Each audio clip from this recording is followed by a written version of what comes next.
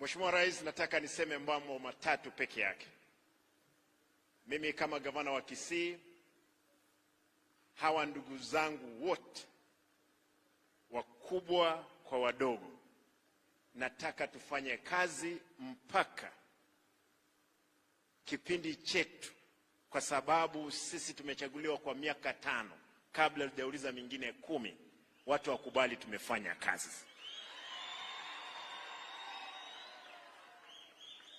Wewe kama serikali kuu na sisi kama serikali ya ugatuzi tufanye kazi kwa uwiano vile katiba inavyosema. Nataka nishukuru huyu ndugu yangu mdogo Osoro, ameongea vizuri sana hapa. Ni vile huko unasikia Kisii. Leo umeongea vizuri.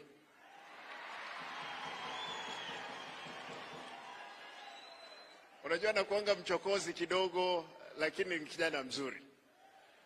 Nataka niseme haya. Bwana Rais, umesikia kelele nyingi sana hapa Kisii. Na kelele hiyo imekuwa, Simba hajafanya kazi, hakuna barabara, hakuna mijengo. Mheshimiwa Rais, nataka nikueleze leo, nilipoingia ofisini nilipata classrooms za ECD ambazo zilikuwa zimejengwa ni 81 kwa miaka 10. Mwaka mmoja ambao nimekaa ofisini, Mheshimiwa Rais, nimefanya madarasa 128. 128 classrooms. Mheshimiwa Rais, barabara tunatengeneza hapa ni za mchanga. Katika mwaka mmoja nimetengeneza kilomita 200. Shida imekuwa kwamba kuna watu walikuwa wanaamini project za hewa. Watu wanasema kuna barabara inaitwa Simba Ruto Road ama Ruto Simba Road. Ukienda kuitafuta Kenya hii hakuna. Mheshimiwa, kuna barabara mimi siwezi jenga, na nimesema kuna barabara siwezi jenga na kuna classroom siwezi jenga. Barabara ambazo zinajengwa kwa matumbo ya watu siwezi jenga liwe liwalo. Ile kelele iko ni watu wanataka niwatengenezee classroom kwa darasa kwa matumbo yao. Nashindwa, watoto watasomaje kwa tumbo za hao watu? Hawezi soma. Kwa hivyo, Mheshimiwa Rais, zile pesa ambazo wewe unahakisha kwamba tumepata, na nashukuru kwamba unatupea pesa kwa wakati, tunaendelea kufanya nazo kazi. Shida kubwa, Mheshimiwa Rais, nilipoingia ofisini nilipata pending bill ile unasema 1 trillion, mimi nilipata 1.6 billion. Nilipoweka task force ikasema hile naweza lipa ni 231 million. Imagine wanaume walikuwa wanatoroka na 1.4 billion. Walikuwa wamesupply hewa hapa. Na mimi kando na umaskini ambao nilizaliwa nayo, nimesema afadhali nife mbele ya Mungu lakini tendee wananchi wangu kazi. Kwa hivyo Mheshimiwa, utasikia vitina nyingi. Tunataka kwenda kuona rais apange mambo ya impeachment. Ya Arati ifanywe. Naambia wale ambao mnapanga hii, relax. Miaka 5 lazima tutamaliza na tutafanyia wananchi kazi kiroho safi. Mheshimiwa, mimi I'll support your agenda because we are cooperating, the county government and the national government. In 5 years tutapewa mtihani moja na tutafanya. Kwa hivyo naomba kwamba sisi tuendelee na kazi. Nashukuru kwamba ulirudisha askari wangu. Unajua nilikuwa nimenyang'anywa wote. Sasa niko nao na uliponiongelesha, nashukuru kwamba wamerudi. Sasa tunaendelea kufanya kazi tuhakikishe kwamba wananchi. Kitu ya pili na ya mwisho, Cancer Center. Nashukuru kwamba nilipokuja kule State House uliniambia Simba watu wa Badea hawa nitasukumana na wao. Mwisho wewe umeongea na watu wa Badea na Saudi government, wametupea the 2.1 billion for our cancer center hapa Kisii. Najua leo nilikuwa natarajia kwamba ungekuja mapema, tungeenda kuweka jiwe la msingi. Lakini tulipokuwa tunaongea na waziri hapa, aliniambia karibu tarehe 9 utakuja. Kuja tujengee wananchi.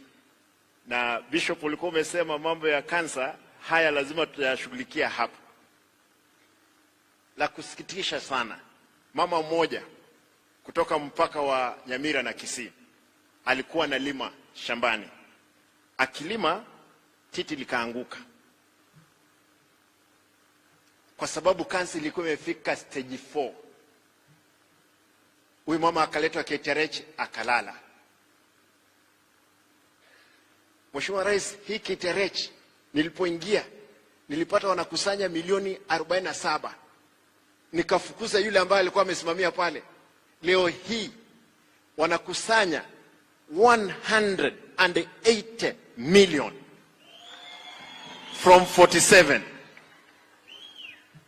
This is what we want to do to our people. Mheshimiwa Rais, hawa wangwana, kuna wangwana hapa wa bodaboda. Umesikia fujo nyingi sana juu ya bodaboda. Nataka niseme bila kusita. Nilikuja State House, Mheshimiwa Rais, nikakwambia natengeneza kikundi cha wana bodaboda. Ukaniuliza, Simba, unataka pesa ngapi? Nikupee milioni 1. Nikakwambia hapana, wewe ni rais, tafadhali ongezea mimi kitu. You gave me 2 million. Nikaongezea 3 million. Hawa wangwana wakusanya 2 million. Ziko kwa benki. Kwa sababu tulipoweka kwa bank, vita ilianza mara moja. Mgawanyiko mkubwa. Wewe uliniambia watu wa bodaboda ni watu wako. Na mimi nilisimama kuhakikisha kwamba hawa watu tumewasaidia. Hakuna kitengo cha maana kabisa ambazo tutajenga kama hawa wana bodaboda na wakina mama mboga. Vitengo vya usalama tuhakikishe kwamba tusigawanyishe wananchi wetu.